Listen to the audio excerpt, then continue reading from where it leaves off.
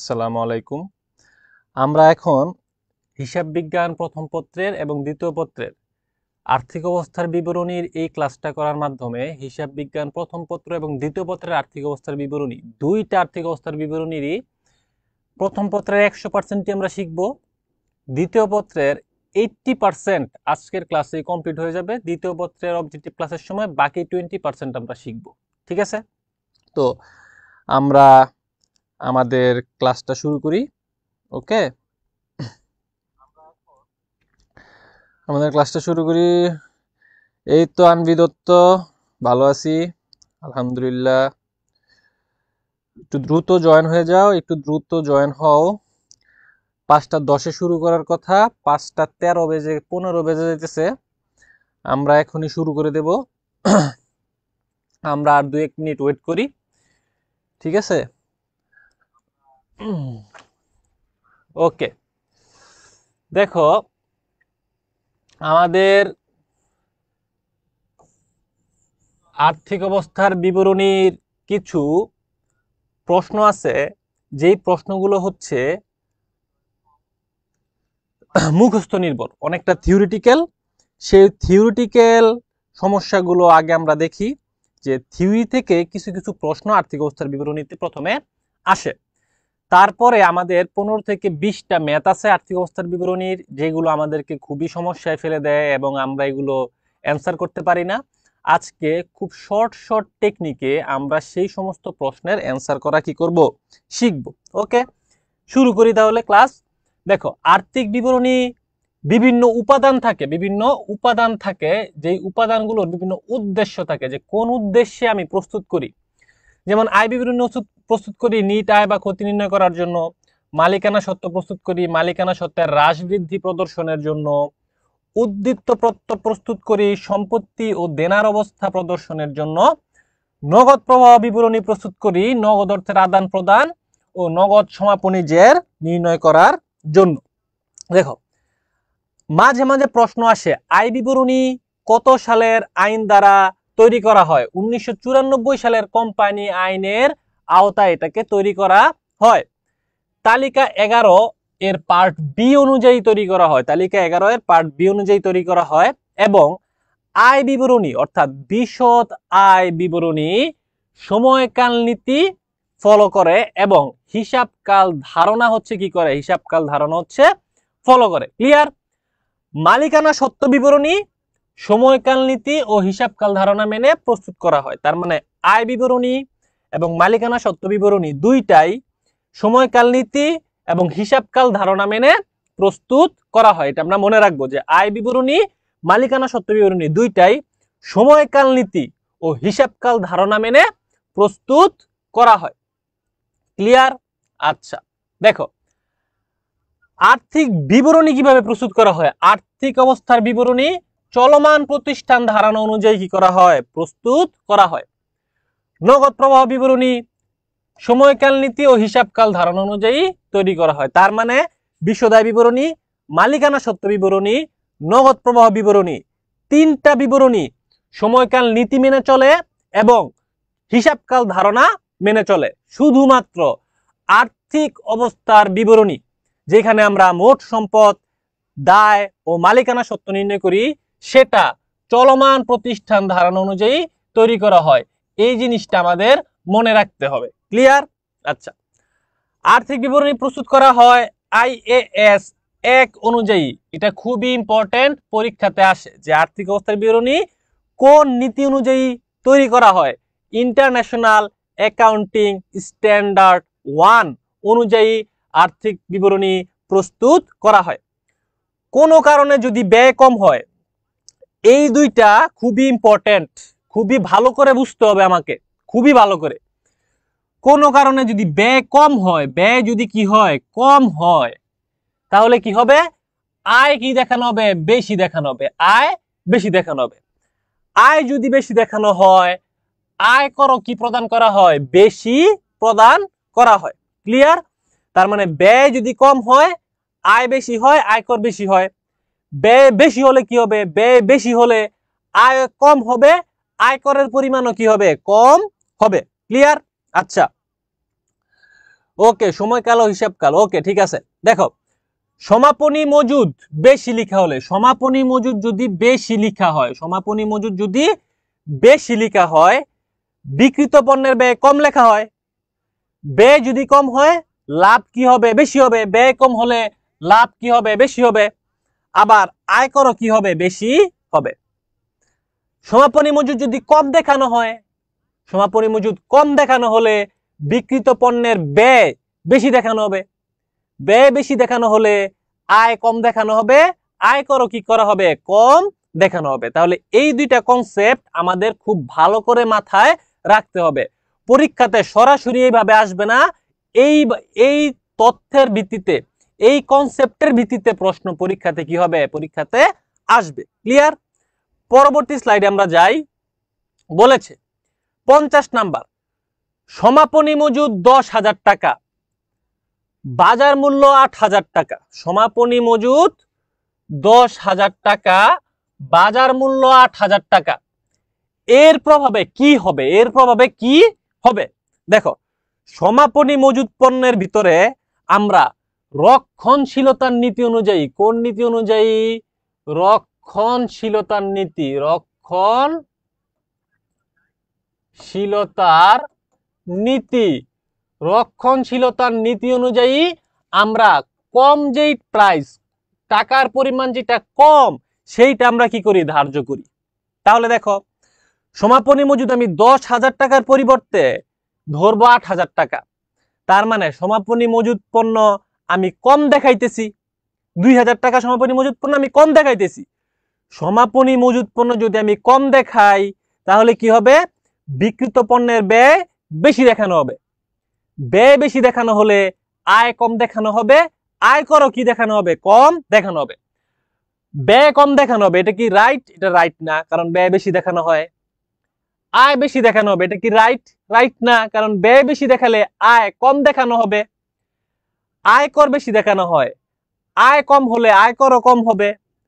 পরে বলছে আয়কর কম দেখানো হয়, তাহলে উত্তর হবে কি? আয়কর কম দেখানো হয়। ক্লিয়ার সবাই? আচ্ছা, এখন খেয়াল করো, ব্যয় কম, আয় বেশি, আয়কর বেশি। ওকে প্রান্ত ঠিক আছে। 50-এর 1 না, 50-এর হবে ঘ, আয়কর কম দেখানো হবে। আরিশা 50-এর হবে ঘ, আয়কর কম দেখানো হবে। যদি সমাপনী মজুদ কম দেখানো হয়, বিক্রিত পণ্যের ব্যয় বেশি দেখানো হয়। সমাপনী মজুদ কম দেখানো হলে ব্যয় কি করা হয়? বেশি দেখানো হয়। ব্যয় বেশি দেখানো হলে আয়কর কম দেখানো হবে, আয় কম দেখানো হবে। আয় কম দেখানো হলে আয়করও কম দেখানো হবে। উত্তর হবে কি? আয়কর কম দেখানো হবে। ঠিক আছে, যারা 50-এর ঘ বলছো তাদেরটা রাইট, আর যারা ঘ বলো নাই তাদেরটা রাইট না। দেখো বিশদ আয় বিবরণী প্রস্তুত করা হয় কোন নীতি অনুযায়ী? তাহলে বিশদ আয় বিবরণী প্রস্তুত করা হয় সময়কাল নীতি অনুযায়ী। 51-র খ, সময়কাল নীতি অনুযায়ী বিশদ আয় বিবরণী প্রস্তুত করা হয়। সময়কাল নীতি অনুযায়ী বিশদ আয় বিবরণী প্রস্তুত করা হয়। ক্লিয়ার সবাই? আচ্ছা, 52-তে বলছে কোনটি উদ্ধৃত্ত পত্রে প্রদান করা হয় না? উদ্ধৃত্ত পত্রে প্রদান করা হয় না কোনটি? 52-এর অ্যান্সার কি হবে? দেখো মাঝে মাঝে এমন কিছু অবজেক্টিভ আসবে যে অবজেক্টিভের অ্যান্সারটা একটু আমার কাছে অন্যরকম মনে হয়, তখন আমি খেয়াল করব যে বেশিরভাগ অপশন কোনটা একটা আরেকটার সাথে মিলে যায়।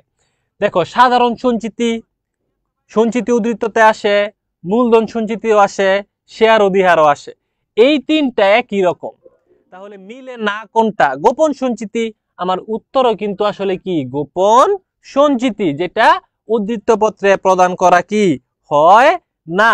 52-এর হবে গ, গোপন সঞ্চিতি। 52-এর হবে গ, গোপন সঞ্চিতি। ওকে আচ্ছা, তাহলে আমরা আমাদের পরবর্তী স্লাইডে চলে যাই। দেখো এইখানে একটা সুন্দর একটা ছক তোমাদের জন্য করা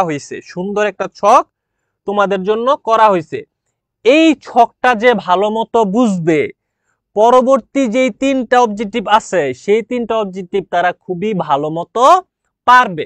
দেখো এইখানে আমি একটা সিরিয়াল লিখছি, সিরিয়ালটা কি 16.67, এটা হইছে 20, 20 হইছে 25, 25 হইছে 33.33, এটা হইছে 50, 50 হইছে কত 100। এই সিরিয়ালটা আমাদের মুখস্থ করতে হবে, যে 16.67, 20, 25, 33.33, 50 আর 100। এর আগে একটা জিনিস তোমাদেরকে আমি বুঝাই। ধরো ক্রয় মূল্যর থেকে বিক্রয় মূল্য সবসময় কি হয়? বেশি হয়। ক্রয় মূল্য থেকে বিক্রয় মূল্য সবসময় বেশি হয়। তাহলে ক্রয় মূল্য কম, বিক্রয় মূল্য বেশি। ধরো ক্রয় মূল্য হচ্ছে 80,000 টাকা, বিক্রয় মূল্য হচ্ছে 1 লক্ষ টাকা। তাহলে যদি আমি বলি ক্রয় মূল্যের উপর মুনাফার হার 25%, তাহলে 80,000-এর 25% হয় 20,000 টাকা। আবার 1 লক্ষ বিক্রয় মূল্য, 1 লক্ষের উপরে কিন্তু আমি 25% ধরবো না, 25-এর চেয়ে কম ধরবো, 20%। তাহলে 20% যদি 1 লক্ষের উপরে ধরি, মুনাফা আমার বের হয়ে যেতেছে 20,000 টাকা। এর মানে আমি কি বুঝলাম? ক্রয় মূল্যের উপর মুনাফার হার হয় বেশি, বিক্রয় মূল্যের উপর মুনাফার হার কি হয়? কম হয়। ক্রয় মূল্যের উপর মুনাফার হার বেশি হয়, বিক্রয় মূল্যের উপর মুনাফার হার কি হয়? কম হয়। এখন আমার মাথার উপরের এই সিরিয়ালটাকে তুমি দেখো, 16.67, তারপর আছে 20, 25, 33.33, 50, 100। এখন যদি আমি তোমাকে বলি যে ক্রয় মূল্যের উপর মুনাফার হার 33.33%, তাহলে ক্রয় মূল্যের উপর মুনাফার হার বেশি, বিক্রয় মূল্যের উপর হবে কম। তাহলে 33.33 যদি ক্রয় মূল্যের উপরে হয়, 33.33 এর কম কোনটা? 25%। তাহলে বিক্রয়ের উপর মুনাফার হার হবে 25%। আবার যদি আমি বলি ক্রয় মূল্যের উপর মুনাফার হার 25%, তাহলে ক্রয় মূল্যের উপর মুনাফার হার বেশি হয়, তাহলে বিক্রয় মূল্যের উপর মুনাফার হার হয়ে যাবে 20%। এখন আমি যদি বলি বিক্রয় মূল্যের উপর মুনাফার হার 25%, তাহলে বিক্রয় মূল্যের উপর 25%, ক্রয় মূল্যের উপর বেশি হবে। তাহলে 25-এর পরে কি আছে? 33.33। তাহলে যদি বিক্রয় মূল্যের উপর মুনাফার হার হয় 25%, ক্রয় মূল্যের উপর মুনাফার হার হবে 33.33%। ঠিক আছে? ওকে, এখন একটা জিনিস দেখো, যে যদি বলা হয়েছে বিক্রয় মূল্যের উপর মুনাফার হার 20 হলে ক্রয় মূল্যের উপর হবে 25। কেন? কারণ ক্রয় মূল্যের উপর বেশি কি ধরতে হয়? মুনাফা ধরতে হয়। আবার বলছে বিক্রয় মূল্যের উপর মুনাফার হার 25% হলে ক্রয় মূল্যের উপর হবে 33.33, কারণ বিক্রয়ের উপরে কম 25, তাহলে 25-এর বেশি কোনটা? 33.33। তাহলে বিক্রয় মূল্যের উপর 25 হলে ক্রয় মূল্যের উপর হবে 33.33। ক্লিয়ার? আবার বলছে বিক্রয় মূল্যের উপর মুনাফার হার 25% হলে ক্রয় মূল্যের উপর মুনাফার হার 25, তাহলে ক্রয় মূল্যের উপর 25 বেশি, তাহলে বিক্রয় মূল্যের উপর হবে কি? 25-এর চেয়ে কম। 25-এর পরবর্তীতে কম কোনটা? 20। এই কারণে বিক্রয় মূল্যের উপর মুনাফার হার হবে 20%। বুঝা গেছে? আবার ক্রয় মূল্যের উপর মুনাফার হার 20%, তাহলে ক্রয় মূল্যের উপর মুনাফার আছে 20%, তাহলে বিক্রয় মূল্যের উপর হবে কি? কমটা। তাহলে কম কত? 16.67। তাহলে বিক্রয় মূল্যের উপর মুনাফার হার হবে 16.67%। ক্লিয়ার সবাই? বুঝা গেছে ব্যাপারটা? এখন দেখো, ক্রয় মূল্যের উপর মুনাফার হার বললে বিক্রয় মূল্যের উপর মুনাফার হার তার চেয়ে এক ধাপ কম হবে, আবার বিক্রয় মূল্যের উপর মুনাফার হার বলা থাকলে ক্রয় মূল্যের উপর মুনাফার হার এক ধাপ কি হবে? বেশি হবে, এক ধাপ বেশি হবে। তার মানে এই সিরিয়ালটা আমার মুখস্থ করতে হবে। 16.67, তারপরে 20, তারপরে 25, তারপরে 33.33, 50, 100। এই সিরিয়ালটা মনে রাখলে এইচএসসি পরীক্ষাতে ক্রয় মূল্য বিক্রয় মূল্যের হারের উপর যেভাবে প্রশ্ন আসুক না কেন তোমরা অ্যান্সার করতে পারবা। আর এই কনসেপ্টটা আমাদের হিসাব বিজ্ঞান 2য় পত্রের আর্থিক বিবরণী বিশ্লেষণ 6ষ্ঠ অধ্যায় করার সময় এই কনসেপ্টটা আমাদের আবারও কি লাগবে, কাজে লাগবে। ক্লিয়ার? আর ওই অধ্যায় থেকে 2টা সৃজনশীল পরীক্ষাতে আসে। আচ্ছা, এখন আমরা আমাদের ম্যাথে যাই। দেখো এইখানে বলছে বিক্রয় মূল্যের উপর মুনাফার হার 20% হলে বিক্রিত পণ্যের ব্যয়ের উপর মুনাফার হার কত? দেখি এই 53 নাম্বারটা একটু অ্যান্সার করে বলো তো, অ্যান্সারটা কত হবে? 53 এর অ্যান্সারটা কত হবে একটু বলো তো। 53 এর অ্যান্সারটা কত হবে? বিক্রয় মূল্যের উপর মুনাফার হার 20%, বিক্রিত পণ্যের ব্যয়ের উপর কত হবে একটু বলো তো দেখি, একটু বলো। এই তিনটার অ্যান্সার করার একটু চেষ্টা করো, ঠিক আছে? প্রথমটা ইনশাল্লাহ পারবা, পরের দুইটা আমি বুঝাই দিব, কোনো সমস্যা নাই। এইটা একটু অ্যান্সার করার চেষ্টা করো।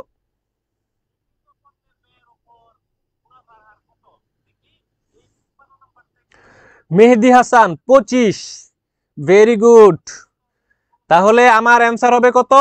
আমার অ্যান্সার হবে 25%। আমার অ্যান্সার হবে 25%। Niloy very good, Kanak Chowdhury very good. তাহলে আমার অ্যান্সার হবে 25%। ক্লিয়ার? আরিশা ঠিক আছে, ওকে 25%, ওকে 25%। 33.33 না প্রান্ত, হবে হচ্ছে 25%। ওকে আচ্ছা, এখন 54 নাম্বারটা দেখি। বলছে ক্রয় মূল্যের উপর মুনাফার হার 33.33। ক্রয় মূল্যের উপর মুনাফার হার 33.33। বিক্রয় মূল্য 3 লক্ষ টাকা হলে মুনাফা কত টাকা? তাহলে দেখো ক্রয় মূল্যের উপর মুনাফার হার 33.33 যদি হয়, বিক্রয় মূল্যের উপর মুনাফার হার হবে 25%। বিক্রয় মূল্যের উপর মুনাফার হার হবে কত পার্সেন্ট? 25%। তাহলে 3 লক্ষের 25% কত? 3 লক্ষের 25% কত একটু বের করে আমাকে মুনাফাটা বলো, একটু মুনাফাটা বলো। তাহলে 54 এর অ্যান্সারটা কত হবে এখন তোমরা বের করতে পারবা, যেহেতু ক্রয় মূল্যের উপর মুনাফার হার 33, বিক্রয় মূল্যের উপর মুনাফার হার হবে 25%। তাহলে সরাসরি 3 লক্ষ টাকার উপর 25% ধরলেই আমি আমার মুনাফা পেয়ে যাব। তাহলে 54 এর অ্যান্সার হবে গ, 75,000 টাকা। ভেরি গুড, এই যে তোমরা পারতেছো, দেখছো তোমরা সবই পারো আসলে। তাহলে কত হবে? মুনাফা হবে 75,000 টাকা। ভেরি গুড, এই তো ভালো লাগতেছে এখন। দেখো 55 নাম্বার, বিক্রয় মূল্যের উপর মুনাফার হার 20%। বিক্রয় মূল্যের উপর মুনাফার হার কত পার্সেন্ট? 20%। মুনাফাকে বলে দিছে 20,000 টাকা। মুনাফা বলে দিছে 20,000 টাকা। তাহলে বিক্রিত পণ্যের ব্যয় কত টাকা? বিক্রিত পণ্যের ব্যয় কত টাকা? এইটা বের করার আরেকটা স্টাইল আছে। দেখো বিক্রয় মূল্যের উপর মুনাফার হার দিয়ে দিছে 20%, মুনাফা দিয়ে দিছে 20,000 টাকা। মুনাফা দিয়ে দিছে 20,000 টাকা। একটা জিনিস খেয়াল করো, একটা সূত্র আমরা শিখছি। কোন সূত্রটা আমরা শিখছি? সূত্রটা হচ্ছে যে বিক্রয় মাইনাস বিক্রিত পণ্যের ব্যয় ইকুয়াল টু মুনাফা। মুনাফা, এখন মুনাফা বলে দিছে কিসের? মুনাফা বলে দিছে 20%, 20 ভাগ। দেখো একটা জিনিস মনে রাখবা, যার উপর মুনাফা ধরতে বলে তাকে ধরবা 100। তাহলে মুনাফা দেওয়া আছে বিক্রয় মূল্যের উপর, মুনাফা দেওয়া আছে বিক্রয় মূল্যের উপর কত পার্সেন্ট? 20%। যেহেতু বিক্রয় মূল্যের উপর মুনাফা দেওয়া আছে, এই কারণে বিক্রয় মূল্যকে ধরতে হবে আমার 100। বিক্রয় মূল্যকে ধরতে হবে 100। তাহলে বিক্রয় মূল্য ধরলাম 100, মুনাফা আছে 20। তাহলে 100 থেকে কত বাদ দিলে 20 থাকে? 80 বাদ দিলে কি থাকে? 20 থাকে। এখন টাকা দেওয়া আছে কিসের? দেখো টাকা দেওয়া আছে, মুনাফার টাকা দেওয়া আছে 20,000, মুনাফার টাকা দেওয়া আছে। তাহলে আমি কি করব? আমি 20,000কে ভাগ দিব 20 দ্বারা। 20 দ্বারা ভাগ দিলে আমার 1 ভাগের টাকা বের হয়। 1 ভাগের টাকা হচ্ছে 1,000 টাকা। 1 ভাগে যদি 1,000 টাকা হয়, 80 ভাগে কত হবে? 80 ইন্টু 1,000, 80 ভাগে হবে 80,000 টাকা। তাহলে আমার বিক্রিত পণ্যের ব্যয় হচ্ছে 80,000 টাকা। বিক্রিত পণ্যের ব্যয় কত টাকা? 80,000 টাকা। তাহলে আমার এইটার অ্যান্সার কি হবে? এইটার অ্যান্সার হবে হচ্ছে ৮০,০০০ টাকা। কত টাকা? ৮০,০০০ টাকা। সিমি ৫৫ খ, ৫৫ খ না, ৫৫ হবে গ। আচ্ছা ৫৫ হবে গ, ও সরি ৫৫ খ, ঠিক আছে, ভেরি গুড। ৫৫ খ, ৫৫ হবে খ। ক্লিয়ার সবাই? আচ্ছা তাহলে আমরা আমাদের পরবর্তী স্লাইডে চলে যাই, পরবর্তী স্লাইডে চলে যাই, ঠিক আছে। দেখো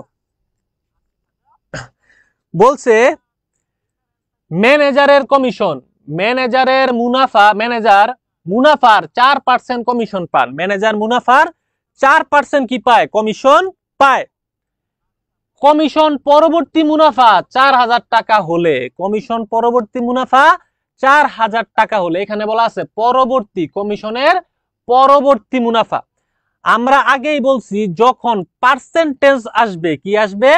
পার্সেন্টেজ আসবে, পার্সেন্টেজের হিসাব হয় সবসময় ১০০%। পার্সেন্টেজের হিসাব হয় সবসময় ১০০%, পার্সেন্টেজে ১০০%।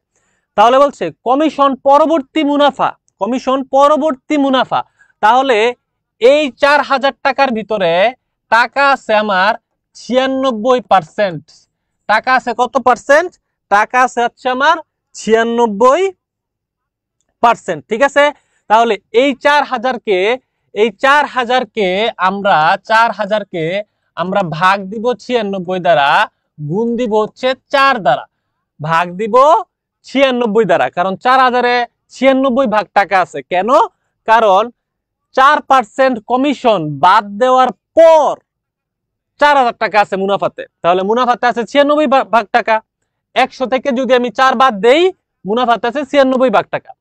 ৪০০০কে আমি ভাগ দিব ৯৬ দ্বারা, গুণ দিব হচ্ছে ৪ দ্বারা।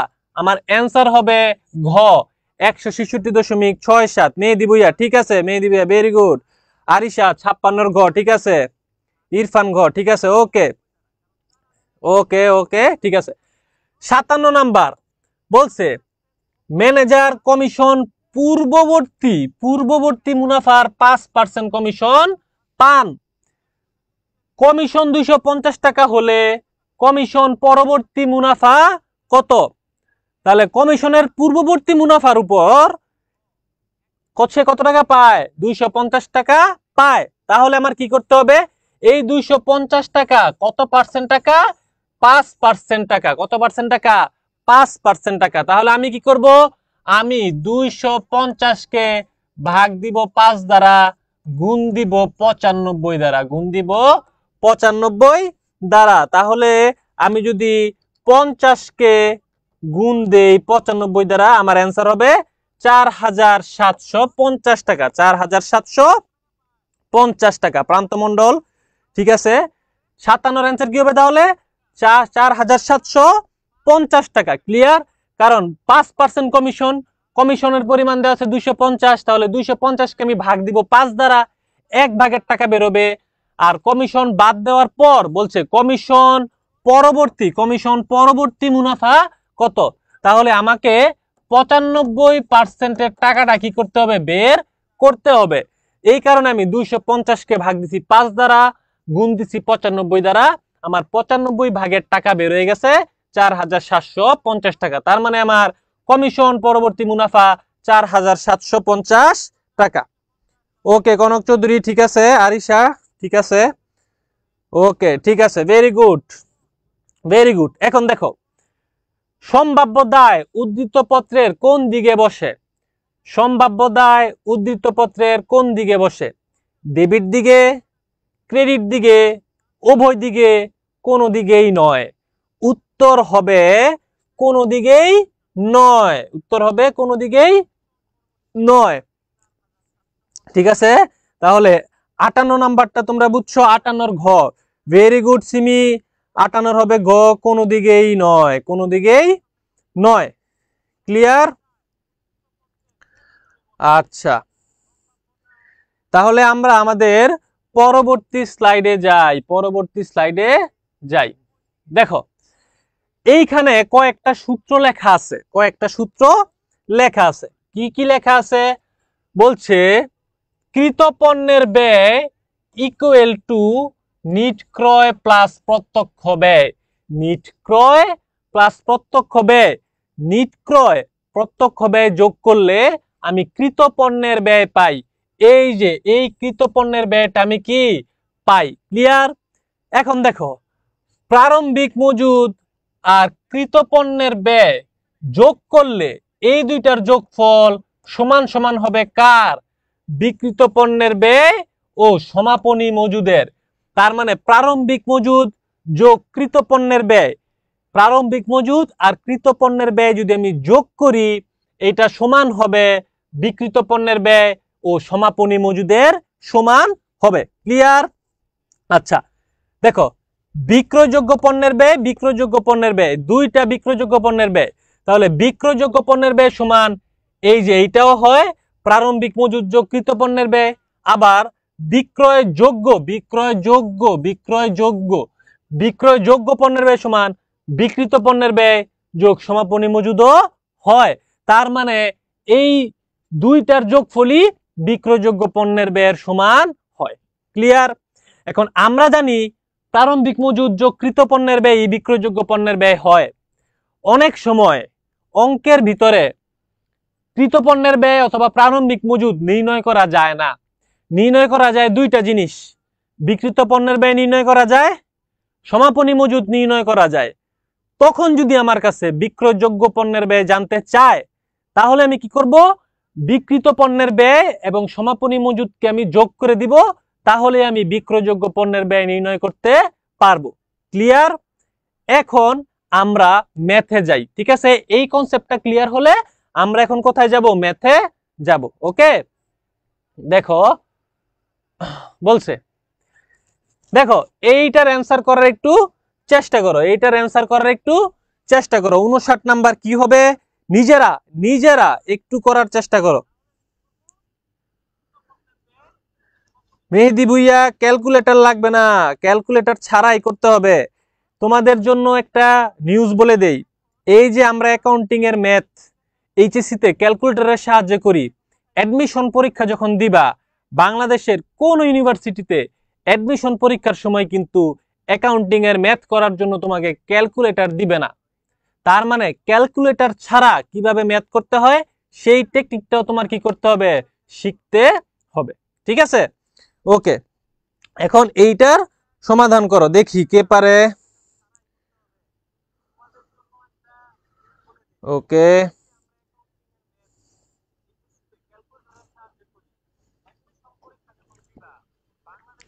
বলছে যদি প্রারম্ভিক মজুদ 30,000 টাকা হয়, যদি প্রারম্ভিক মজুদ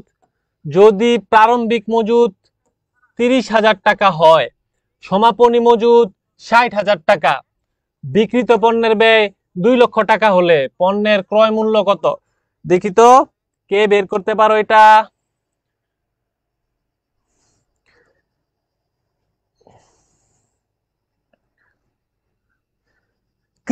কৃত দ্বারা কি বুঝায়? কৃত দ্বারা বুঝায় হচ্ছে আমি যতটুকু পণ্য ক্রয় করছি তার মূল্য কত। যেমন নিট ক্রয়ের ভিতরে আমি যতটুকু পণ্য ক্রয় করছি তার নিট ভ্যালু থাকে। সেই পণ্য ক্রয় করার পর আমার প্রতিষ্ঠানে আনতে আনতে যে ব্যয়গুলো সংগঠিত হয়, যেমন মজুরি, জাহাজ ভাড়া, আমদানি শুল্ক, ক্রয় পরিবহন, এই সমস্ত ব্যয়গুলোকে বলা হয় প্রত্যক্ষ ব্যয়, যা আমার ক্রয়ের জন্য যেই ব্যয় সেই ব্যয়কে কি করে? বৃদ্ধি করে। এই কারণেই নিট ক্রয় এবং প্রত্যক্ষ ব্যয়ের যোগফলকে বলা হয় কৃত পণ্যের ব্যয়। মানে আমি যতটুকু পণ্য ক্রয় করছি সেই পণ্যটা ক্রয় করার ফলে আমার যেই টাকা ব্যয় হয়েছে সেইটাই হচ্ছে কৃত পণ্যের ব্যয়। ক্লিয়ার? আর বিক্রয়যোগ্য পণ্যের ব্যয় হচ্ছে কতটুকু পণ্য আমি বিক্রয় করতে পারবো, সেইটাই হচ্ছে বিক্রয়যোগ্য পণ্যের ব্যয়। যেমন যেই পণ্যটা আমি ক্রয় করে আনছি সেটা তো কৃত পণ্যের ব্যয়, গত বছর যা বিক্রি করতে পারি নাই সেটা এই বছরের প্রারম্ভিক মজুদ, তাহলে প্রারম্ভিক মজুদের পণ্যগুলো আমি বিক্রি করতে পারবো, যে পণ্যগুলো ক্রয় করছি সেই পণ্যগুলো আমি বিক্রি করতে পারবো। এই কারণে প্রারম্ভিক মজুদ আর কৃত পণ্য ব্যয়ের যোগফলকে বলা হয় বিক্রয়যোগ্য পণ্যের ব্যয়। মানে এই প্রারম্ভিক মজুদের পণ্যগুলা এবং যে পণ্যগুলো আমি ক্রয় করছি উভয় পণ্যই আমি বিক্রি করতে পারবো, এই কারণে এই দুইটার যোগফলকে বলা হয় বিক্রয় উপযোগী অথবা বিক্রয়যোগ্য পণ্যের ব্যয়। ক্লিয়ার? আচ্ছা দেখো, তাহলে এর উত্তর হবে কত? এটার উত্তর হবে 2,30,000 টাকা। কিভাবে? দেখো 60,000 যোগ 2 লক্ষ মাইনাস 30,000 মাইনাস 30,000, তাহলে এই 60,000 সমাপনী মজুদ, 2 লক্ষ বিক্রিত পণ্যের ব্যয়, 30,000 হচ্ছে প্রারম্ভিক মজুদ।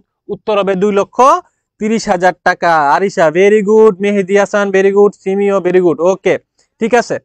দেখো 60 নাম্বারটা কি বলছে। 60 প্রারম্ভিক মজুদ 40,000 টাকা, পণ্য ক্রয় 1,50,000 টাকা।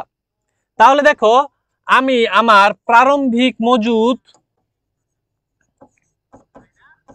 যোগ ক্রয় ইকুয়াল টু বিক্রিত পণ্যের ব্যয় যোগ সমাপনী মজুদ। আমাকে বলছে সমাপনী মজুদ কত। অঙ্কের ভিতরে আমার প্রারম্ভিক মজুদ দেওয়া আছে, ক্রয় দেওয়া আছে। প্রারম্ভিক মজুদ দেওয়া আছে, ক্রয় দেওয়া আছে। আমার বিক্রিত পণ্যের ব্যয় যদি আমি নির্ণয় করতে পারি, তাহলে এই দুইটার যোগফল থেকে বিক্রিত পণ্যের ব্যয় বাদ দিলে আমি সমাপনী মজুদ নির্ণয় করতে পারবো। ঠিক আছে, তাহলে দেখো বলছে বিক্রয় মূল্যের উপর মুনাফার আর 20%। বিক্রয় মূল্যের উপর মুনাফার আর কত পার্সেন্ট? 20%। আমি অঙ্কটা একটু তোমাদেরকে করায় দেই। ঠিক আছে, আচ্ছা তাহলে বিক্রয় মূল্য হচ্ছে কত টাকা? বিক্রয় মূল্য হচ্ছে 2 লক্ষ টাকা। 2 লক্ষ টাকা, তাহলে 2 লক্ষ টাকার কত পার্সেন্ট? 2 লক্ষ টাকার 20%। 2 লক্ষ টাকার 20% হয় 40,000 টাকা। তাহলে 2 লক্ষ টাকা থেকে, 2 লক্ষ টাকা থেকে বা বিক্রয় মূল্য থেকে আমি যদি বাদ দেই লাভ, বিক্রয় মূল্য থেকে আমি যদি লাভ বাদ দেই, মাইনাস যদি আমি কি বাদ দেই? লাভ বাদ দেই, তাহলে আমি পাই 1,60,000 টাকা। এই 1,60,000 টাকা হচ্ছে বিক্রিত পণ্যের ব্যয়। তাহলে বিক্রিত পণ্যের ব্যয় কত টাকা? 1,60,000 টাকা। বিক্রিত পণ্যের ব্যয় 1,60,000 টাকা। বিক্রয় মূল্য ছিল 2 লাখ। 2 লাখের উপর 20% আমি মুনাফা ধরছি, মুনাফা বেরোছে 40,000। তাহলে বিক্রয় মূল্য থেকে মোট লাভ বাদ দিলে বিক্রিত পণ্যের ব্যয় পাওয়া যায়। বিক্রিত পণ্যের ব্যয় পাইছি আমি 1,60,000 টাকা। তাহলে এখন আমি কি করব? এখন দেখো আমি এটা থেকে আর এটা, তাহলে 1,50,000 যোগ 40,000 কত টাকা হয়? টাকা হয় 1,90,000 টাকা। এই 1,90,000 টাকা থেকে 1,90,000 টাকা থেকে আমি যদি বিক্রিত পণ্যের ব্যয় বাদ দেই 1,60,000 টাকা, তাহলে 30,000 টাকা আমার কি বের হয়? সমাপনী মজুদ বের হয়। উত্তর হবে 30,000 টাকা। উত্তর হবে 30,000 টাকা। ক্লিয়ার? তাহলে উত্তর হবে কত টাকা? উত্তর হবে 30,000 টাকা। ওকে, 60 গ। ভেরি গুড সিমি, মেহেদি হাসান ভেরি গুড। উত্তর হবে 30,000 টাকা। আচ্ছা, এখন আমরা 61 নাম্বারটা একটু চেষ্টা করি। 61 নাম্বারে আমার প্রশ্নতে চাইছে কি?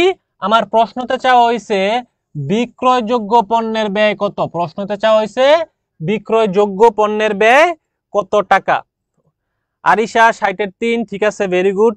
ওকে, তাহলে আমার বিক্রয়যোগ্য পণ্যের ব্যয় কত টাকা।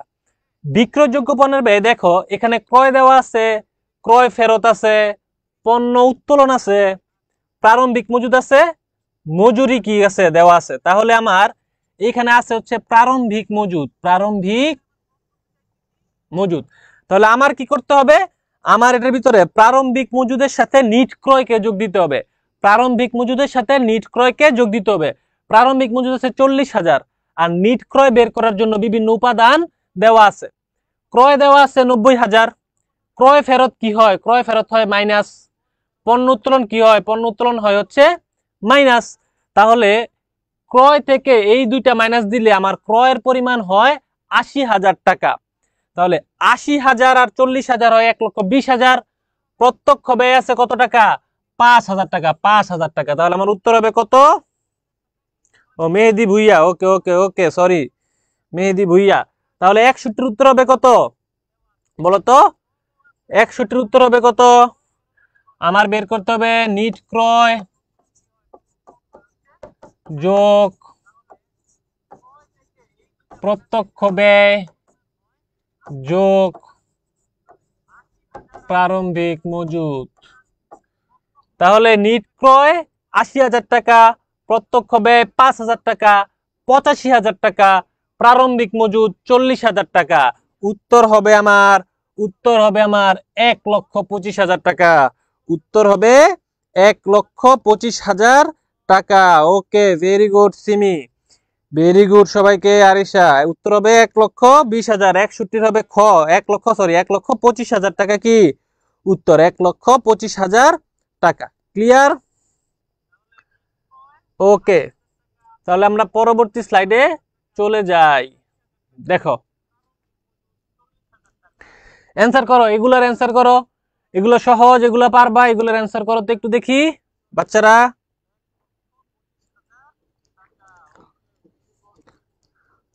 একটু অ্যান্সার করো। বলছে কি? বলছে হচ্ছে ২০,০০০ টাকা বিজ্ঞাপন খরচের এত অংশ অবলোপন করো। ৩/৫ অংশ কি করা হলো? অবলোপন করা হলো। বিলম্বিত বিজ্ঞাপন তাহলে কত? তাহলে যতটুকু অবলোপন করা হয় বাকি অংশটুকু বিলম্বিত করা হয়। অবলোপন করা হয়েছে ৩/৫ অংশ, বিলম্বিত করা হবে ৩/২ অংশ, ৫/২ অংশ বিলম্বিত করা হবে। তাহলে উত্তর কত হবে? ৬২ এর উত্তর কত হবে বলো তো একটু?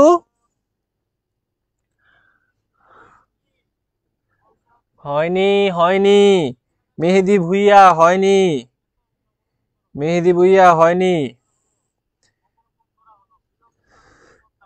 আমার জিনিসটা বুঝতে হবে, আমার জিনিসটা বুঝতে হবে। বিজ্ঞাপন মাইনাস বিলম্বিত সমান সমান অবলোপন।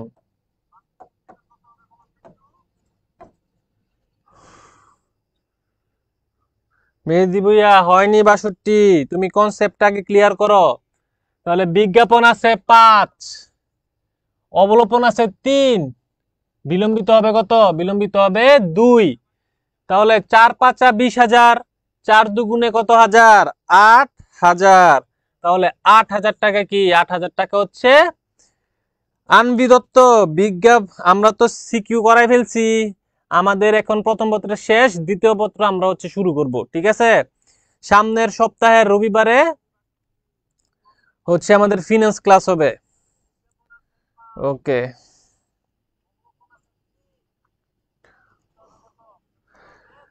তাহলে ৬২ উত্তর হবে ১। ৬২ উত্তর হবে কত? ১। ৮,০০০ টাকা, ৮,০০০ টাকা। আচ্ছা, আরেকবার বুঝাই দেই, দেখো আরেকবার বুঝাই দেই। অবলোপন, অবলোপন, অবলোপন ইকুয়াল টু খরচ। অবলোপন ইকুয়াল টু কি? খরচ। তাহলে সূত্র হচ্ছে বিজ্ঞাপন, বিজ্ঞাপন মাইনাস বিলম্বিত, বিজ্ঞাপন মাইনাস বিলম্বিত ইকুয়াল টু অবলোপন, ইকুয়াল টু অবলোপন অথবা বিজ্ঞাপন খরচ। অবলোপন অথবা বিজ্ঞাপন খরচ। আমাকে বলা হয়েছে যে ৫/৩ অংশ অবলোপন। ৫/৩ অংশ কি বলছে? অবলোপন বলছে, অবলোপন। তাহলে বিজ্ঞাপন হচ্ছে ৫, অবলোপন হচ্ছে ৩। তাহলে ৫-এর থেকে কত বাদ দিলে ৩ হয়? -২। তাহলে বিলম্বিত হবে কি? তাহলে এই অবলোপন যেই কথা, এইটা ইকুয়াল টু ৫/২ বিলম্বিত, একই কথা। ৫/২ বিলম্বিত কি কথা? একই কথা। তাহলে ৩/৫ অংশ অবলোপন যে কথা, ৫/২ অংশ বিলম্বিত কি কথা? একই কথা। ক্লিয়ার?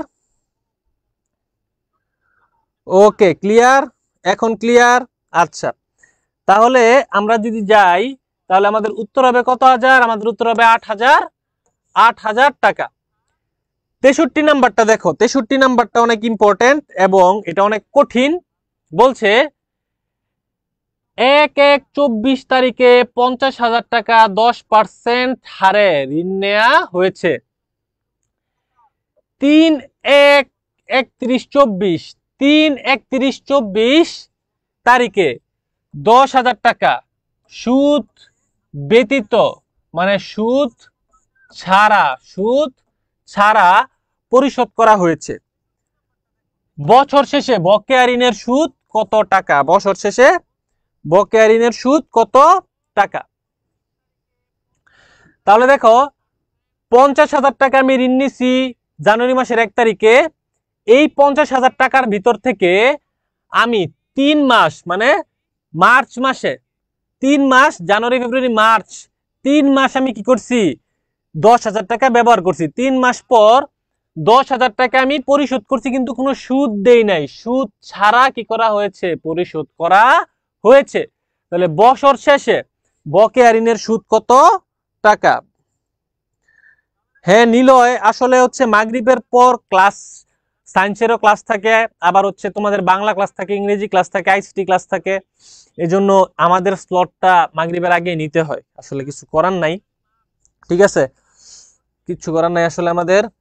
আমরা হিসাব বিজ্ঞান দ্বিতীয় পত্রের ক্লাস থেকে আমরা হিসাব বিজ্ঞান দ্বিতীয় পত্রের মেইন অধ্যায়গুলো আগে পড়বো, যে অধ্যায়গুলো থেকে আমরা অ্যান্সার করলে সহজে প্লাস তুলতে পারি। যেমন 4র্থ অধ্যায়, 6ষ্ঠ অধ্যায়, বেতন মজুরি, ঠিক আছে, ফিফো লিফো, এই অধ্যায়গুলো আমরা আগে শেষ করব, তারপরে অংশীদারি, তারপরে আবার দ্বিতীয় পত্রের আর্থিক অবস্থার বিবরণী। ক্লিয়ার? আরো 5টা ক্লাস হবে। ওকে, আচ্ছা দেখো, তাহলে এই অঙ্কটা আমি একটু করাই দেই। দেখো জানুয়ারি 1 তারিখে আমার ছিল 50,000 টাকা, 50,000 টাকা, ঠিক আছে। তারপরে এপ্রিলের 1 তারিখে আমার কাছে ছিল 40,000 টাকা। কত টাকা? 40,000 টাকা। তার মানে কি 10,000 টাকা ব্যবহার হয়েছে, 10,000 টাকা ব্যবহার হয়েছে 3 মাস, আর 40,000 টাকা ব্যবহার হয়েছে 12 মাস। তাহলে আমাদের সুদ কি হবে? আমাদের সুদ হবে 10,000 ইন্টু 10% ইন্টু 3/12। তাহলে 10,000 এর 10% হয় 1,000 টাকা। তাহলে 1,000 টাকাকে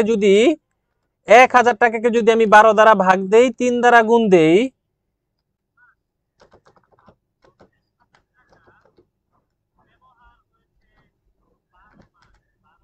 তাহলে টাকা আসে আমার 250 টাকা। 250 টাকা আসে, 250 টাকা। 40,000 টাকা ব্যবহার হয়েছে 12 মাস, তাহলে 40,000 ইন্টু 10% হয় হচ্ছে কত টাকা? 4,000 টাকা, হয় হচ্ছে 4,000 টাকা। তাহলে এই দুইটা টাকা যদি যোগ করি আমার সুদের পরিমাণ হয় 4,250 টাকা, 4,250 টাকা। সবাই ক্লিয়ার? 10,000 টাকা ব্যবহার হয়েছে 3 মাস, 3 মাসের সুদ ধরছি আমি 10,000 টাকার উপরে, সুদ আসছে 250 টাকা। 40,000 টাকা ব্যবহার হয়েছে 12 মাস, 40,000 টাকার উপরে পুরো 12 মাসের সুদ ধরছি, আসছে 4,000 টাকা। তাহলে টোটাল সুদ আসছে আমার 4,250 টাকা। তাহলে আমার উত্তর হবে কত? 4,250 টাকা। তাহলে উত্তর হবে কত? উত্তর হবে 4,250 টাকা। ক্লিয়ার? 4,250 টাকা আমার কি হবে? বছর শেষে বকেয়া ঋণের সুদের পরিমাণ হবে 4,250 টাকা। ওকে,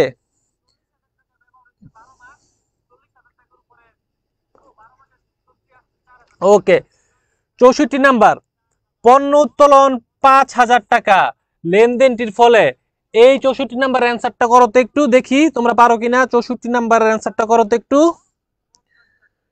64 নাম্বার অ্যান্সারটা একটু করো তো। 64 অ্যান্সার কি হবে একটু বলো। 63 খ। ভেরি গুড শিমুল। ওকে ওকে, কেউ না বুঝলে একটু প্রশ্ন করবা। 64 মেহেদি বুইয়া গ হয় নাই। পণ্য উত্তোলনের জাবেদা কি? পণ্য উত্তোলনের জাবেদাটা আগে ভাবো। পণ্য উত্তোলনের জাবেদা কি? পণ্য উত্তোলনের জাবেদা কি? পণ্য উত্তোলনের জাবেদা, পণ্য উত্তোলনের জাবেদা হচ্ছে উত্তোলন ডেবিট, উত্তোলন ডেবিট,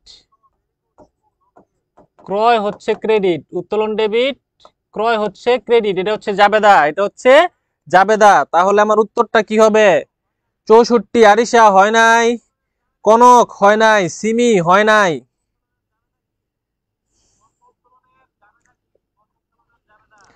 জাবেদাটা দেখো আগে, জাবেদাতে কি হয়েছে? ক্রয় ক্রেডিট হয়েছে। ক্রয় ক্রেডিট হলে কি হয়? ক্রয় ক্রেডিট হলে আমার ব্যয় হ্রাস পায় না? তাহলে ক্রয় ক্রেডিট হয়েছে মানে ব্যয় হ্রাস পাইছে। আবার উত্তোলন ডেবিট হওয়া মানে কি? উত্তোলন বৃদ্ধি পাইছে। তাহলে এইটা কি করে? ও ই কে কি করে? প্লাস করে। আবার উত্তোলন ওই কে কি করে? ওই কে হচ্ছে মাইনাস করে। তার মানে মালিকানা সত্ত্ব অপরিবর্তিত থাকবে। তার মানে অ্যান্সার কি? অ্যান্সার হচ্ছে সবগুলোই সঠিক। অ্যান্সার হচ্ছে সবগুলোই সঠিক। 64 অ্যান্সার হবে ঘ, সবগুলোই সঠিক। কেউ যদি না বুঝো একটু প্রশ্ন করো। 64 উত্তর হবে ঘ, সবগুলোই কি সঠিক। ক্লিয়ার? 64 কি বুঝা গেছে? 64টা বুঝা গেলে একটু বলো, 64টা কি ক্লিয়ার? পণ্য উত্তোলন করলে জাবেদা হয় উত্তোলন হিসাব ডেবিট, ক্রয় হিসাব ক্রেডিট। তার মানে ব্যয় হ্রাস পায়, ক্রয় ক্রেডিট ব্যয় হ্রাস পায়, ওই প্লাস ব্যয় হ্রাস পেলে মালিকানা সত্ত্ব বৃদ্ধি পায়। উত্তোলন হিসাব ডেবিট, তার মানে উত্তোলন বৃদ্ধি পাইছে, উত্তোলন বৃদ্ধি পাইলে মালিকানা সত্ত্ব কি পায়? হ্রাস পায়। যেহেতু প্লাস মাইনাস দুইটাই হয়, মালিকানা সত্ত্ব কি থাকবে? অপরিবর্তিত থাকবে। একবার প্লাস হবে, একবার মাইনাস হবে। তাহলে উত্তর হবে কি? সবগুলো সঠিক। বুঝছো? ওকে, ক্লিয়ার, ভেরি গুড। সবগুলো কি? সবগুলো সঠিক।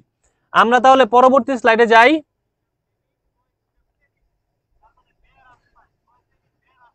দেখো, এটা 65 নাম্বারটা করো তো, এগুলো সহজ, এগুলো তোমরা পারবা ইনশাল্লাহ। করো তো দেখি, একটু অ্যান্সার গুলো জানো তো। 64 আবার বুঝান। আচ্ছা দেখো, দেখো পণ্য উত্তোলনের জাবেদা কি? পণ্য উত্তোলনের জাবেদা হচ্ছে উত্তোলন হিসাব ডেবিট, উত্তোলন ডেবিট, ক্রয় কি? ক্রয় হচ্ছে ক্রেডিট। ক্রয় যদি ক্রেডিট হয় তাহলে ব্যয় কি পাবে? হ্রাস পাবে। তার মানে এটা অ্যান্সার, ব্যয় হ্রাস পাবে। ব্যয় হ্রাস পেলে কি হয়? ও ই মালিকানা সত্ত্ব বৃদ্ধি পায়, মালিকানা সত্ত্ব বৃদ্ধি পায়।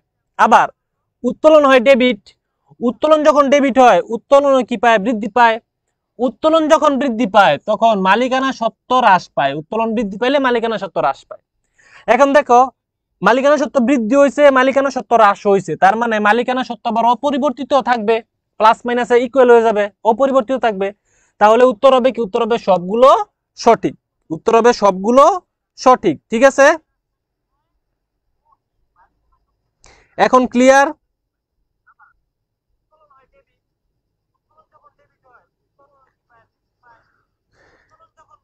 এখন ক্লিয়ার? আশা করি এখন ক্লিয়ার হয়ে যাওয়ার কথা।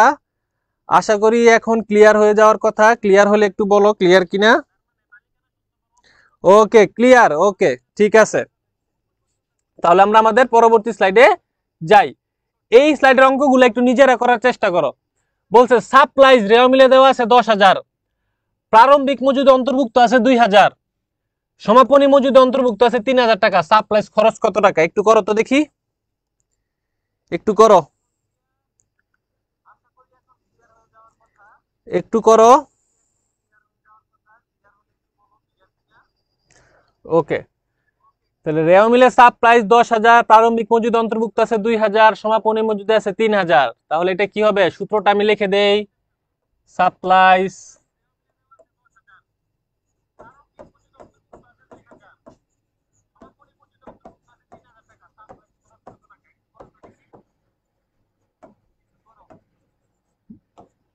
বলো তো উত্তরটা কত হবে এখন?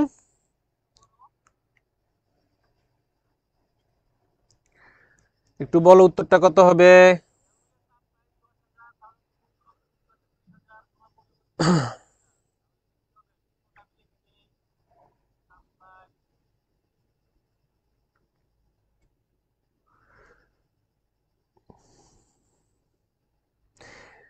একটু দ্রুত বলো। ওকে, কনক চৌধুরী 9,000, মেহেদি ভুইয়া 9,000। ওকে, উত্তর হবে 9,000 টাকা। Very good.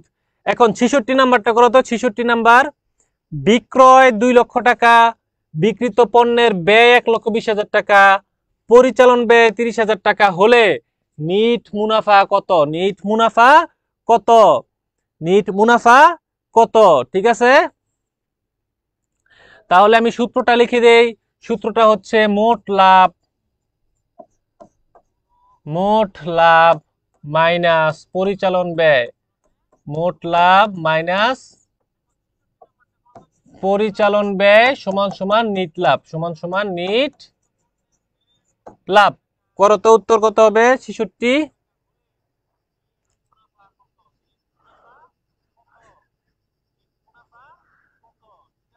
ওকে সিমি, 66 ক 66 ক। ওকে 66 ক উত্তর হবে 50,000 টাকা। ভেরি গুড, উত্তর হবে 50,000 টাকা।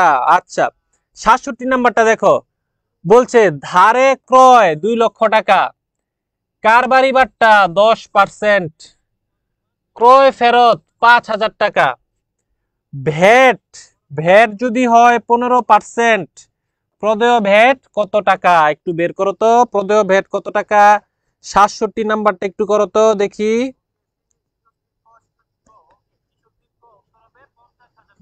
67 কত হবে একটু বলো তো, 67 নাম্বারটা কত হবে?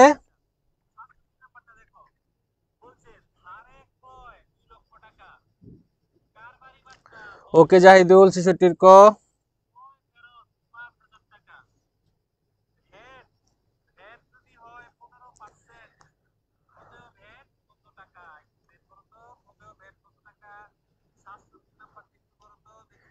দ্রুত 67 নাম্বারের অ্যান্সারটা কত হবে বলো তো দেখি। 67 নাম্বারের অ্যান্সার সিমি 67 গ, 67 গ।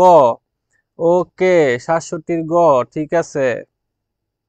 ওকে 67 গ।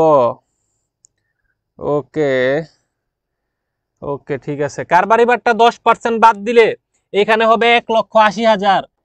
1,80,000 টাকা। 1,80,000 টাকা থেকে মাইনাস হবে 5,000। 1,80,000 থেকে মাইনাস হবে 5,000, থাকে হচ্ছে 1,75,000 টাকা। 1,75,000 টাকা। তার ভিতরে ভ্যাট আছে 15%, ভ্যাট আছে 15%।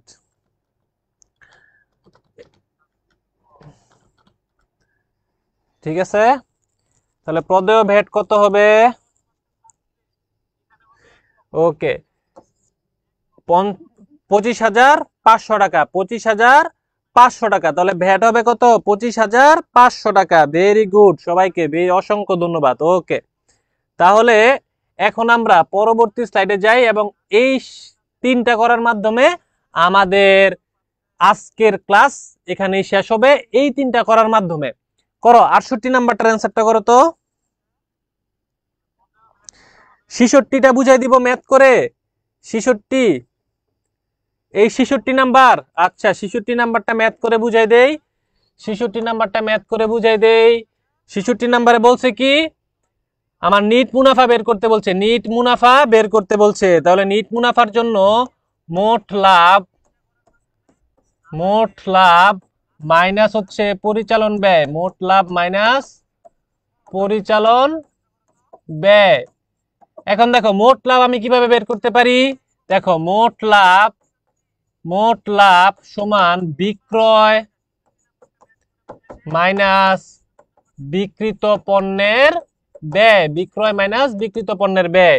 ঠিক আছে, তাহলে আমার বিক্রয় কত টাকা ছিল? বিক্রয় ছিল 2 লক্ষ, বিক্রিত পণ্যের ব্যয় ছিল 1,20,000। তাহলে বিক্রয় হচ্ছে 2 লক্ষ, বিক্রিত পণ্যের ব্যয় 1,20,000। তাহলে আমার মোট লাভ হচ্ছে 80,000 টাকা। মোট লাভ 80,000 টাকা। তাহলে মোট লাভ হচ্ছে 80,000 টাকা। মোট লাভ হচ্ছে 80,000 টাকা। পরিচালন ব্যয় হচ্ছে 30,000 টাকা। পরিচালন ব্যয় 30,000 টাকা। পরিচালন ব্যয় 30,000 টাকা। তাহলে আমার নিট লাভ কত হবে? আমার নিট লাভ হবে 50,000 টাকা। আমার নিট লাভ হবে কত? নিট লাভ হবে 50,000 টাকা। ক্লিয়ার? ওকে ওকে 67 নাম্বারটা বুঝাই দিই। 67 নাম্বারে দেখো, আমার ধারে ক্রয় 2 লক্ষ টাকা, কারবারি বাট্টা হিসাবভুক্ত হয় না। কারবারি বাট্টা হিসাবভুক্ত হয় না। তাহলে ক্রয় হচ্ছে 2 লক্ষ টাকা। ক্রয় হচ্ছে 2 লক্ষ টাকা মাইনাস হচ্ছে কারবারি বাট্টা 20,000 টাকা। 20,000 টাকা। তাহলে ক্রয়ের পরিমাণ হয় 1,80,000 টাকা। এরপর দেখো ক্রয় ফেরত আছে 5,000 টাকা, ক্রয় ফেরত আছে 5,000, মাইনাস হচ্ছে ক্রয় ফেরত, মাইনাস হচ্ছে ক্রয় ফেরত, ক্রয় ফেরত কত টাকা? 5,000 টাকা, ক্রয় ফেরত 5,000 টাকা। তাহলে আমার ক্রয় ভ্যাট সহ ক্রয় কত? ভ্যাট সহ ক্রয় হয় 1,75,000 টাকা, 1,75,000 টাকা। যেহেতু অঙ্কের ভিতরে বলা হয় নাই ভ্যাট সহ, শুধুমাত্র ভ্যাট 15% বলা আছে, তার মানে আমি সরাসরি 15% ভ্যাট কি করব?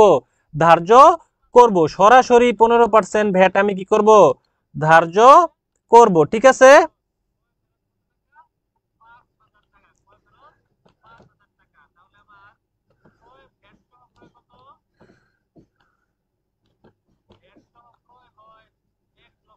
আচ্ছা, এর উপরে যদি আমি এখন ভ্যাট ধরি কত পার্সেন্ট?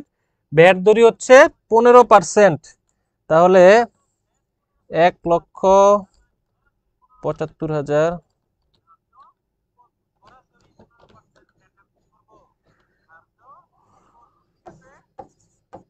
তাহলে 15% ভ্যাট ধার্য করলে কত টাকা আসে বলো তো? 1,75,000 ইন্টু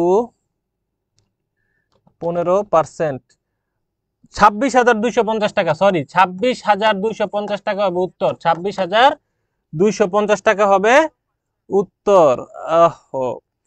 আমি এখানে অঙ্ক উঠানোর সময় হয়তো কোনো একটা সমস্যা করছি, উত্তরটা লেখা নাই। উত্তর হবে 26,000, উত্তর হবে হচ্ছে 26,250 টাকা, 26,250 টাকা। ক্লিয়ার? আচ্ছা, ওকে। এখন আমরা পরবর্তী স্লাইডে যাই, পরবর্তী স্লাইডে যাই। তোমাদের তোমাদের পিডিএফ এ এটা আমি সংশোধন করে দিব, যাতে তোমাদের পড়ার সময় ভুলটা কি হয় না হয়। এর উত্তর হবে 26,250 টাকা। ক্যালকুলেশনে হয়তো আমার একটু ভুল হয়েছিল এখানে। ওকে, পরবর্তী স্লাইডে যাই। করো। দেখো, রেওয়া মিলে প্রদত্ত ভাড়া 3/2 12,000 টাকা, বকেয়া ভাড়া তাহলে কত টাকা? বকেয়া ভাড়ার পরিমাণটা একটু নির্ণয় করো। রেওয়া মিলে প্রদত্ত ভাড়া 3/2, 3/2, তাহলে প্রদত্ত ভাড়া কত টাকা? প্রদত্ত ভাড়া কত টাকা?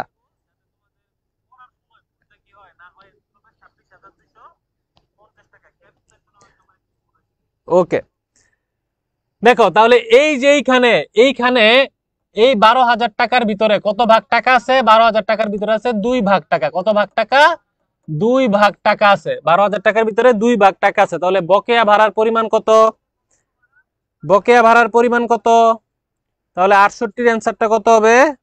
একটু দ্রুত বলো। 68-র অ্যান্সার হবে ক। Very good. 68-র অ্যান্সার হবে 4,000 টাকা। কত টাকা?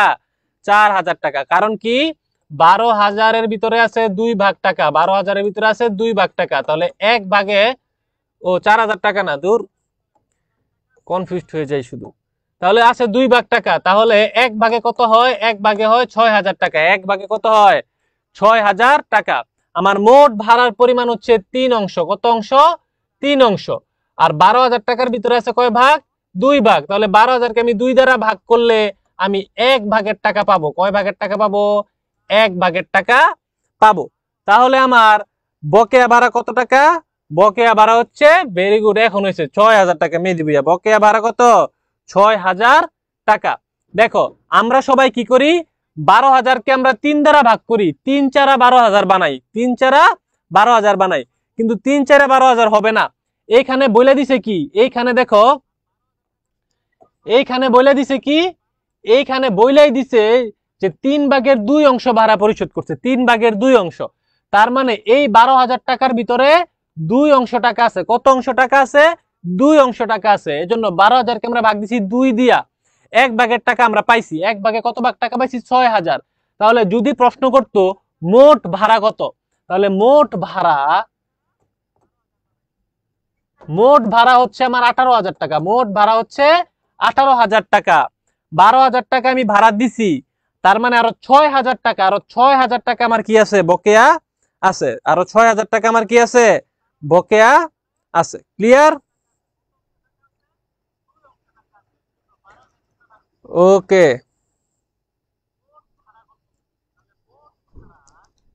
ওকে,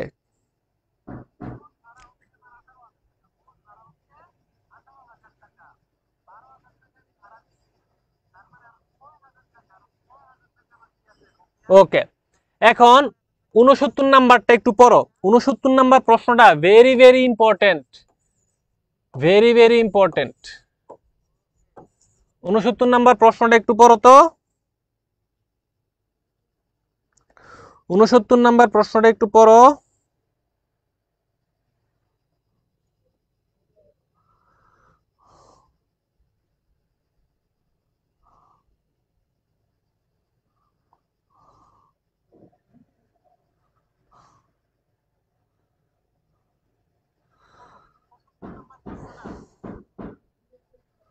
উনসত্তর নাম্বার প্রশ্নটা সবাই একটু পড়ো। বলছে কি, অলিখিত অনাদায়ী পাওনা, অলিখিত অনাদায়ী পাওনা 2000 টাকা। অলিখিত মানে কি? যেটা হিসাবভুক্ত হয় নাই। অলিখিত মানে কি?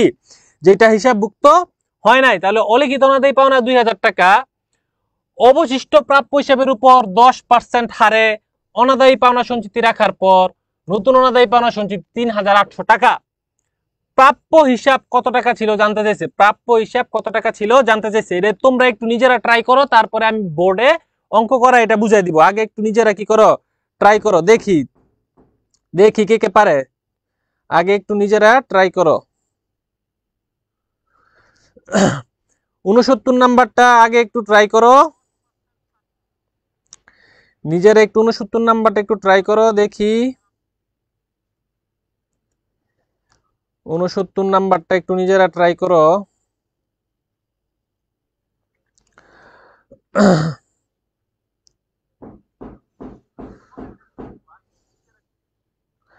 ঠিক আছে, বলছে অনাদায়ী পাওনা 2000 টাকা অবশিষ্ট প্রাপ্য হিসেবের উপর 10% হারে করা হয়েছে। দাও একটু অ্যান্সারটা বলো, অঙ্কটা করো একটু।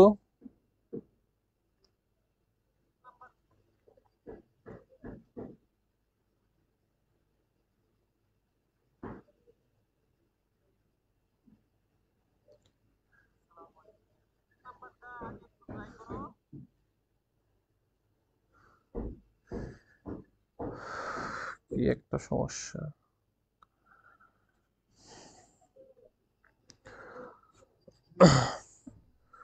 উনসত্তর নাম্বারটার অ্যান্সার কি একটু বলো।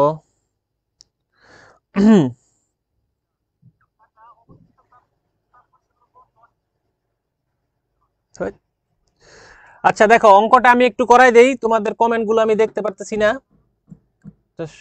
আমার লাইফটা আসতেছে না।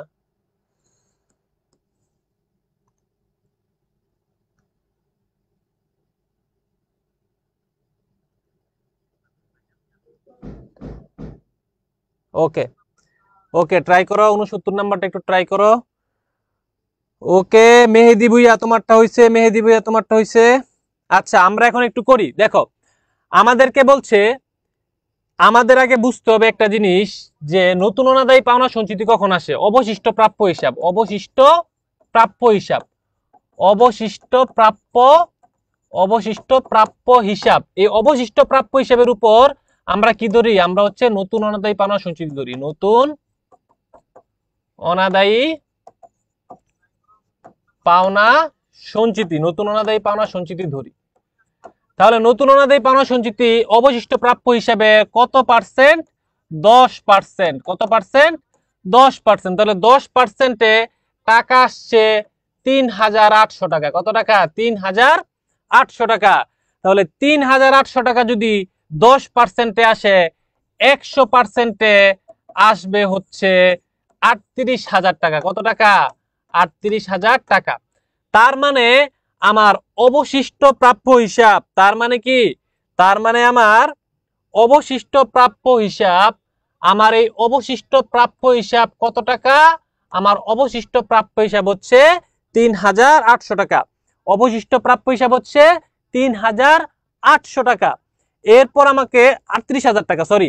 এরপরে আমাকে বলছে কি, যে অলিখিত অনাদায়ী পাওনা হচ্ছে 2000 টাকা। অলিখিত অনাদায়ী পাওনা 2000 টাকা। আমরা কি করি? আমরা অবশিষ্ট প্রাপ্য হিসাব নির্ণয় করার জন্য আমরা প্রাপ্য হিসাব থেকে মাইনাস করি অলিখিত, মাইনাস করি অলিখিত অনাদায়ী পাওনা, অলিখিত অনাদায়ী পাওনা। তাহলে আমরা আমাদের অবশিষ্ট প্রাপ্য হিসাব, অবশিষ্ট প্রাপ্য হিসাব পাইছি 38,000 টাকা, 38,000 টাকা। আর যেটা মাইনাস করছি 2,000, সেই 2,000 এখন কি করে দিব, প্লাস করে দিব। তাহলে আমি আমার প্রাপ্য হিসাব পাবো কত হাজার, 40,000 টাকা। আমি আমার প্রাপ্য হিসাব পাবো 40,000 টাকা। তাহলে এই 69 এর অ্যান্সার হবে খ। 69 এর অ্যান্সার হবে কি, 69 এর অ্যান্সার হবে খ। 70 এর অ্যান্সার হবে কি, মূলধনের সাথে মালিকানা সত্ত্ব হচ্ছে 1,70,000, মালিকানা সত্ত্ব 1,70,000। এখন দেখো মূলধন হচ্ছে 1 লক্ষ, মূলধন থেকে উত্তোলন আমি মাইনাস করব, মূলধন থেকে উত্তোলন আমি কি করব, মাইনাস করব। তাহলে আমার থাকে কত হাজার, 80,000 টাকা। এই 80,000 টাকা আমি মাইনাস করব 1,50,000 টাকা থেকে। 80,000 টাকা মাইনাস করব 1,50,000 টাকা থেকে। 70 এর অ্যান্সার হবে আমার গ। উত্তর হবে নিট লাভ বা ক্ষতি কত টাকা, 70,000 টাকা। নিট লাভ বা ক্ষতি কত টাকা, 70,000 টাকা। ওকে মেহেদি ভুইয়া, ভেরি গুড, ভালো পারছো। আচ্ছা, 70,000 টাকা। এখন পর্যন্ত যেই টপিক গুলো পড়াইছি, এই 70টা অবজেক্টিভ যদি তোমরা একদম ভালো মতো শিখতে পারো, আল্লাহর রহমতে ভালো মতো বুঝা যদি পারো, আর যেই সমস্ত মেইন নোট আমি তোমাদের স্লাইডে দিয়ে দিছি, সেই সমস্ত নোটগুলা যদি তোমরা কি করো, ভালো মতো পড়ে ফেলো, ইনশাল্লাহ তোমরা যখন টেস্ট পেপার সলিউশন করতে বসবা, তোমরা যখন এইচএসসি পরীক্ষার হলে যাবা, তোমাদের কাছে মনে হবে সকল প্রশ্ন তোমরা আগের থেকেই কি চিনো, সকল প্রশ্ন তোমরা আগের থেকেই কি পারো, যে একটা কনফিডেন্স তোমার ভিতরে গ্রো হবে ইনশাল্লাহ। জাস্ট আজকে অ্যান্সার সহ যখন স্লাইডটা দিয়ে দিব ক্লাস শেষে, তখন তোমরা এই স্লাইডের ভিতরে যা যা আছে সবকিছু একদম খুব ভালোভাবে কি করবা, পড়ে ফেলবা। তাহলে ইনশাল্লাহ তোমাদের হচ্ছে মেহেদি ভুইয়া এই পিডিএফটা দিয়ে দেব হচ্ছে আমাদের হোয়াটসঅ্যাপ গ্রুপে। তোমার কোনো ফ্রেন্ড যদি হোয়াটসঅ্যাপ গ্রুপে তোমার সাথে অ্যাড থাকে, তাহলে তাকে হোয়াটসঅ্যাপ গ্রুপে অ্যাড দিয়ে দিতে বলবা। ওকে, তাহলেই হচ্ছে তুমি পিডিএফটা পেয়ে যাবা। ওকে, আচ্ছা, আজকের ক্লাসটা এতটুকু ছিল। আমরা যতটুকু পড়ছি আমরা হচ্ছে ভালোভাবে এটা মনে রাখার চেষ্টা করব। তোমাদের সবাইকে অনেক অনেক থ্যাংক ইউ। সবাই ভালো থাকো, সুস্থ থাকো। আজকের মতো এখানেই, ইনশাআল্লাহ দেখা হবে পরবর্তী ক্লাসে। আসসালামু আলাইকুম।